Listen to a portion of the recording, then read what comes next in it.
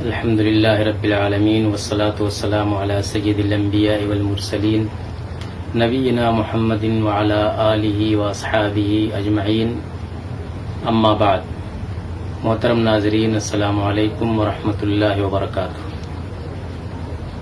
انسان، تقریباً ہر انسان اپنی زندگی میں مختلف اوقات میں بیماریوں سے دوچار ہوتا رہتا ہے۔ بیماریوں کے تعلق سے ہماری شریعت کی کیا تعلیم ہے، اس کی کیا ہدایتیں ہیں، آئیے ہم اس کو مختصراً آج کی نشست میں جاننے کی کوشش کریں۔ سب سے پہلی بات اس سلسلے میں یہ کہ اگر آدمی محفوظ ہے، بیماریوں سے محفوظ ہے، صحیح سلامت ہے، تو اس کو یہ صحت کی حالت کو غنیمت جاننا چاہیے اور اللہ کا شکر ادا کرنا چاہیے اور زیادہ سے زیادہ اچھے کام کرنے چاہیے۔ اللہ کے نبی صلی اللہ علیہ وسلم فرماتے ہیں کہ نعمتان مغبون فیہما کثیر من الناس الصحۃ والفراغ، کہ دو نعمتیں ایسی ہیں کہ ڈھیر سارے لوگ ان نعمتوں کے تعلق سے خسارے میں، گھاٹے میں پڑے رہتے ہیں۔ وہ دو نعمتیں کیا ہیں؟ ایک صحت کی نعمت ہے اور ایک فرصت کے اوقات انسان کو میسر ہوتے ہیں۔ ان دونوں نعمتوں کی انسان قدر نہیں کر پاتا جیسی قدر کرنی چاہیے، اور اسی لیے کہا گیا ہے، وہ جو حدیث ہے کہ 5 چیزوں سے پہلے غنیمت جانو، تو اس میں سے ایک یہ بھی ہے کہ بیماری سے پہلے صحت کو غنیمت جانو۔ تو اللہ تعالیٰ نے آپ کو مضی مرض سے محفوظ رکھا ہے، تو اس کو غنیمت جانیے اور عبادتیں کیجیے، نیکی کا کام کثرت سے کر لیجیے تاکہ بعد میں پچھتانا نہ پڑے۔ اسی طرح سے اس کے ساتھ ہی ساتھ ہمیں اللہ تعالی سے خطرناک بیماریوں سے پناہ بھی مانگنی چاہیے۔ اللہ کے رسول صلی اللہ علیہ وسلم کی دعا ہے سکھلائی ہوئی کہ اللہم انی اعوذ بک من البرص والجنون والجذام ومن سیء الاسقام۔ یہ اللہ کے نبی صلی اللہ علیہ وسلم دعا مانگا کرتے تھے کہ اللہ تعالیٰ میں تیری پناہ پکڑتا ہوں کس چیز سے؟ برص کی بیماری سے، دیوانگی کی بیماری سے اور کوڑھ کی بیماری سے، اور اس کے علاوہ تمام خراب قسم کی بیماریوں سے اللہ تعالیٰ میں تیری پناہ پکڑتا ہوں۔ اور اس کے علاوہ اور بھی بہت ساری دعائیں ہیں، عفو اور عافیت کی دعا، کہ انسان اپنے عافیت کے لیے دعا کرے۔ صلی اللہ العافیہ حدیث کے اندر آتا ہے کہ اللہ تعالیٰ سے عافیت کا سوال کرو۔ ایک دعا ان الفاظ میں سکھلائی گئی ہے کہ اللہم عافنی فی جسدی، اللہم عافنی فی سمعی، اللہم عافنی فی بصری، کہ اللہ تعالیٰ میرے بدن میں، میری آنکھ میں، میرے کان میں، یعنی میرے پورے جسم کو تو عافیت میں رکھ اور ہر بیماری سے محفوظ رکھ۔ تو اس طرح کی دعائیں بھی انسان کو کرتے رہنا چاہیے۔ اگر اللہ نہ کرے کسی بیماری کے اندر مبتلا ہو گئے تو اس وقت آپ کو کیا کرنا ہے؟ سب سے پہلی چیز یہ ذہن میں رکھنا ہوگا کہ بیماری سے انسان کے درجات بلند ہوتے ہیں، یا یوں کہیے کہ انسان کے گناہوں کا کفارہ بنتی ہیں بیماریاں، انسان کے گناہ جھڑتے ہیں بیماریوں کی وجہ سے۔ گویا کہ یہ بیماری محض آپ کے لیے شر نہیں ہے، اس کے اندر بھی یہ خیر کا پہلو ہے کہ اس کی وجہ سے اللہ تعالیٰ ہمارے گناہ معاف کرتا ہے۔ لہذا اس چیز کو ہمیں محسوس کرنا چاہیے۔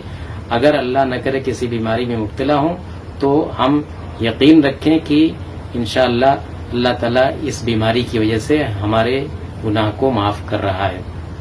دوسری بات یہ کہ صبر و تحمل سے کام لیں، جزا فضا نہ کریں، چیخیں چلائیں نہیں، شکوہ شکایت نہ کریں، بلکہ اللہ تعالیٰ کی طرف رجوع کریں، اس سے دعا بھی کریں اور دوا علاج بھی کریں۔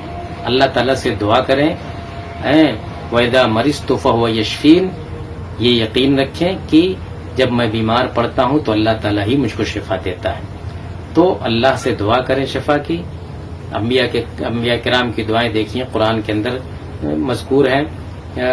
حضرت ایوب علیہ السلام کی دعا کہ رب انی مسنی الضر وانت ارحم الراحمین، اسی طرح سے اور بھی انبیاء کی دعائیں مذکور ہیں کہ مصیبت کے وقت میں، بیماری کے وقت میں وہ اللہ تعالیٰ کو پکارا کرتے تھے۔ ساتھ ہی ساتھ علاج بھی کریں۔ کوئی بیماری ایسی نہیں ہے کہ جس کی اللہ تعالیٰ نے جس کا علاج نہ بنایا ہو، جس کا علاج نہ رکھا ہو سوائے موت کے۔ اس لیے آدمی کو دعا کے ساتھ ساتھ دوا اور علاج بھی کرنا چاہیے، لیکن اللہ تعالی پر یقین رہے کہ اللہ تعالی ہی اس دوا کے ذریعے مجھ کو شفا دے گا، شفا اسی کے ہاتھ میں ہے۔ ایک چیز اور یہ سمجھنا چاہیے کہ انسان کتنی بھی مصیبت میں ہو، کتنی سخت بیماری میں ہو، اس سے موت کی تمنا نہیں کرنی چاہیے، اس سے منع کیا گیا ہے۔ اللہ کے نبی صلی اللہ علیہ وسلم نے صراحت کے ساتھ حدیثوں میں اس سے منع کیا ہے، اور یہ فرمایا کہ اگر کسی کو کوئی سمجھتا ہے کہ ہاں مجھ کو نہیں موت کی تمنا کرنا چاہیے، دعا کرنا چاہیے، تو اس کے لیے ایک قاعدہ بتلایا گیا ہے، کچھ الفاظ بتلائیں گے کہ ان الفاظ کے ذریعے آدمی کہہ سکتا ہے، جیسے اللہم احینی ما کانت الحیات خیرا لی وتوفنی اذا کانت الوفات خیرا لی، کہ اللہ تعالیٰ جب تک زندگی میرے لیے بہتر ہے تو مجھ کو زندہ رکھ، اور جب میرے لیے موت بہتر ہو تو مجھ کو موت دے دے۔ یہ ان الفاظ میں وہ دعا کر سکتا ہے، لیکن مطلق موت کی تمنا نہیں کر سکتا ہے۔ اسی طرح سے آپ جانتے ہیں کہ جب انسان بیمار پڑتا ہے تو بہت سارے کام، نیک کام، بہت ساری عبادتیں وہ نہیں کر پاتا ہے، نوافل نہیں پڑھ پاتا ہے، بہت سارے اذکار پر کا اہتمام نہیں کر پاتا ہے، تو اس سے گھبرانے کی ضرورت نہیں ہے۔ حدیثوں کے اندر یہ بتلایا گیا ہے کہ جب بندہ بیمار پڑتا ہے یا سفر میں چلا جاتا ہے تو اللہ تعالیٰ اس کو ان تمام اعمال کا اجر و ثواب لکھتا رہتا ہے جو اعمال وہ صحت کی حالت میں یا مقیم ہونے کی حالت میں بندہ کرتا تھا۔ لہذا ایک بیمار آدمی کو یا ایک مسافر آدمی کو پریشان ہونے کی ضرورت نہیں ہے کہ میرے عمل کا سلسلہ اور میں اتنا عمل نہیں کر پا رہا ہوں، نیک عمل نہیں کر پا رہا ہوں جتنا صحت کی حالت میں کرتا تھا۔ نہیں، اللہ تعالیٰ اس کی مجبوری کو جانتا ہے۔ تو یہ چند تعلیمات تھیں شریعت کی، ہمیں ان تعلیمات پر عمل کرنے کی کوشش کرنی چاہیے اور اللہ تعالیٰ سے دعا کرنا چاہیے کہ الہ العالمین ہمیں ہر طرح کے امراض سے محفوظ رکھ، صحت مند رکھ اور اچھے اعمال کی توفیق عطا فرما۔ آمین وآخر دعوانا ان الحمد للہ رب العالمین، والسلام علیکم ورحمۃ اللہ وبرکاتہ۔